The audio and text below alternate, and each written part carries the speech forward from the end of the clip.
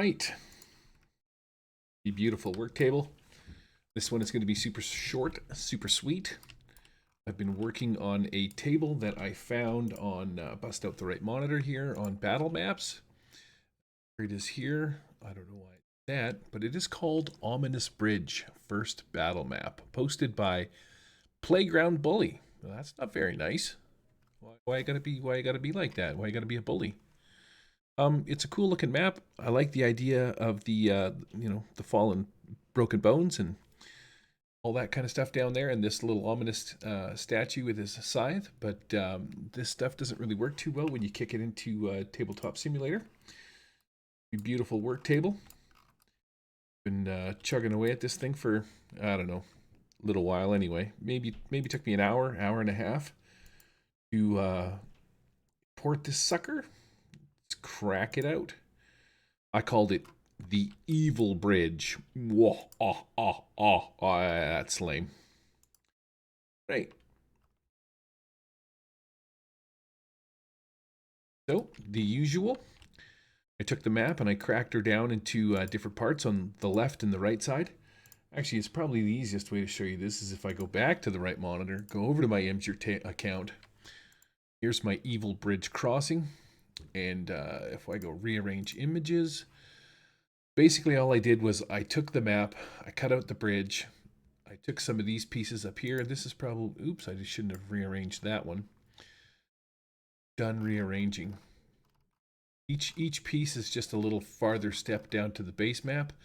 I just cut out pieces of this to put it underneath because the bones wouldn't fall like under the bridge, right? So I just wanted to cheaply cut out some like dirt and then have the bones falling on the outside so that, looks like that. I also got rid of this. This was the original base layer that I didn't use. This is the base layer that I did use. Sized it to 1600 by 945 and then cut off the left and right sides. Like I said, you can see that it's kind of thick, and then I cut off another piece until I got down to sort of the top layer. And then from the top layer, I used this is the base of the bridge that goes across, and then these look like stairs, so I just cut out that piece. So the final product ends up looking like, as you can see, it'll step back through each individual piece. So there's 4 on one side, 4 on the other. I found an ominous looking warrior dude that should actually be locked in place. He's got kind of a badass looking, I don't know what you call it, some kind of weird face mask on and a giant ass sword. I edited the photo also to take out the guy that was on there, left a little blood and guts, and yeah. The new search feature. So we're going to type in miniatures. Ori's Mini, Mini Spark, Mini this. Let's put out the regular Mini, Kaboosh. Front and the back. The regular Mini with the sword. F8. It's a touch too big for this deal. This is what I love about Tabletop Simulators. Like, you can just immediately scale it down. So you have player somewhat looking like this. And if you wanted to go even, make it look even bigger, you just knock your players down smaller size. Now you've got your party of front and backs, right? And yeah, they're ready to cross over here and get their ass kicked, become another blood stain on the face of the bridge. Pick them all up. Press number 1. That's another cool new feature. Put them all in a line, and yeah, off to your deaths, front and backs. So that's pretty sweet.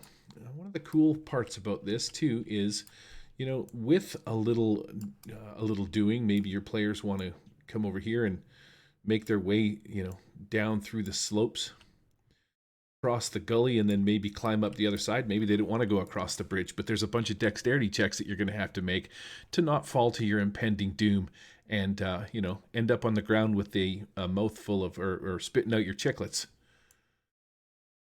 So perhaps you'll let them get to safety, and maybe when they get across to this other side, rather than go across, maybe nothing happens. Maybe you just freak them out. Maybe this thing moves a little bit.